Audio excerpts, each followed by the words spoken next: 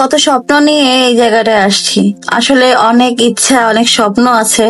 সেই আমার যত স্বপ্ন আছে তার ভিতরে অপূর্ণ স্বপ্ন হলো এইটা। জীবনে আসলে কোনো স্বপ্নই পূরণ করতে পারি নাই দুর্ভাগ্যের কারণে। একটা স্বপ্ন হলো ছেলেটারে যদি এই কলেজে বা ক্যাডেট কলেজে কোনোভাবে অ্যাডমিশন নিয়ে দিতে পারতাম, কিন্তু তা হয়তো আর কখনোই হবে না। কারণ বেশিরভাগ মানুষরাই আমি রিকোয়েস্ট করব, আপনারা যখন ফোনে কথা বলেন আপনাদের কথাগুলো আপনারা দেখবেন। আপনাদের কথা বলার সময় ফোনে গ্রিন অথবা কমলা কালারের লাইটটা জ্বলে কিনা, তাহলে ভাববেন যে আপনার ফোনটা ট্র্যাকিং করা হচ্ছে। আপনার ফোনের আশেপাশে যত ফোন থাকবে, যত সিম থাকবে, সবকিছু ট্র্যাকিং করা হয়। যদিও বা এই ঘটনাটা আমার সাথে ঘটে আরো 1.5-2 মাস আগে থেকে। আমার স্বামী নিজে আমার ফোনটায় ট্র্যাকিং করে। যখন সে ট্র্যাকিং করে তখন আমি দেখে খুশি হয়েছি। আমি এতটুকু পড়াশোনা করছি, আমি তো বুঝি নাম্বারটা ট্র্যাকিং করলে কি কি হয় বা কি কি হয় না।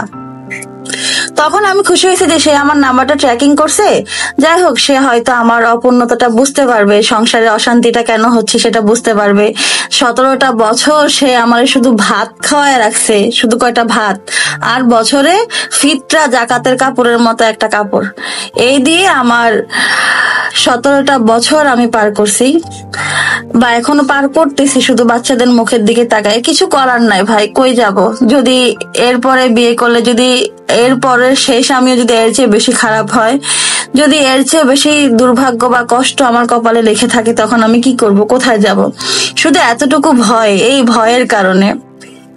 যা হোক, যেটা বলতেছিলাম, আমার স্বামী আমার নাম্বারটা ট্র্যাকিং করে। ট্র্যাকিং করার পর আমি দেখে খুশি হয়েছি যে সে অন্তপক্ষে বুঝুক যে আমার এতটুকু প্রয়োজন, সে আমারটা বুঝুক। আমি যে কথা বলতেছি, মানুষের কাছে কিভাবে কাজ করতেছি, এত কষ্ট করতেছি, তাকে বিশ্বাস করে আমি যে দোকানে কেক সেল করি সেই দোকানটাও দেখাই দিছি যে আমি এই দোকানে কেক সেল করি।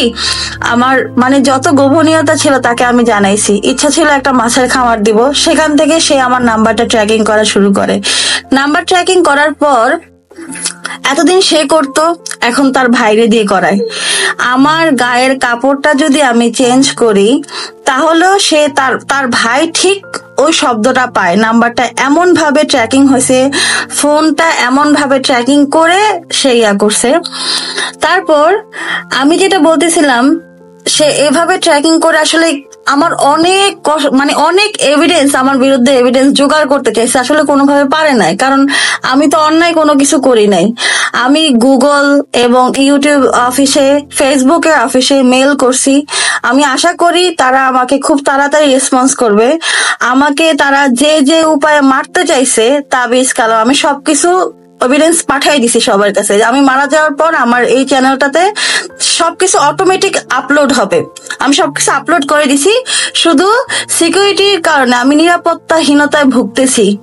এই ভয়ে আমি সেগুলো এখন আপলোড করতেছি না। যাই হোক, তার ভাই আমার নাম্বার ট্র্যাকিং করতেছে। এখন ভাই বললে বাজার দেয়, ভাই না বললে বাজার দেয় না।